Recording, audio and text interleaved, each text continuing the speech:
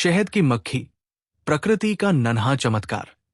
क्या आप जानते हैं, सिर्फ 1 पाउंड यानी लगभग 450 ग्राम शहद बनाने के लिए शहद की मक्खियां करीब 20 लाख फूलों पर जाती है। ये अद्भुत सफर केवल मेहनत का नहीं, बल्कि अनुशासन, त्याग और बेमिसाल टीमवर्क का शाहकार है। एक बार फिर नेक्स्ट डेटा टीवी वीडियोस में आपका स्वागत है। शहद की मक्खी एक नन्हा सा जीव है जिसके 6 पैर, 2 जोड़े पंख और 5 आंखें होती है। ये लगभग 20 मील प्रति घंटे की रफ्तार से उड़ सकती है। नर मक्खियां ड्रोन कहलाती है, जबकि मादा मक्खियां, जो रानी के अलावा होती है, वर्कर भी कहलाती है।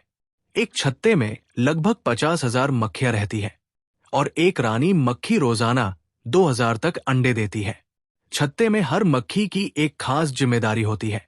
कुछ फूलों से रस, नेक्टर लाती है, कुछ छत्ते की सफाई और देखभाल करती है, कुछ शहद जमा करती है और कुछ पहरेदार या गार्ड भी कहलाती है। ये गार्ड मक्खियां रस लेकर आने वाली हर मक्खी को जांचती है। अगर रस खराब या जहरीला हो तो वे उसे अंदर प्रवेश नहीं करने देती, ताकि छत्ते का सारा शहद सुरक्षित और शुद्ध रहे। जब मक्खियां रस लाती है तो छत्ते के अंदर अपने पंखों को तेज तेज हिलाकर रस से नमी कम करती है। ये प्रक्रिया उसे गाढ़ा करके शहद में बदल देती है। फिर उसे मोम की खास कोठरियों में सुरक्षित कर दिया जाता है। शहद की मक्खियां पराग को अपने पिछले पैरों की छोटी सी टोकरी, जिसे कर्बीकुला कहते हैं, में इकट्ठा करती है।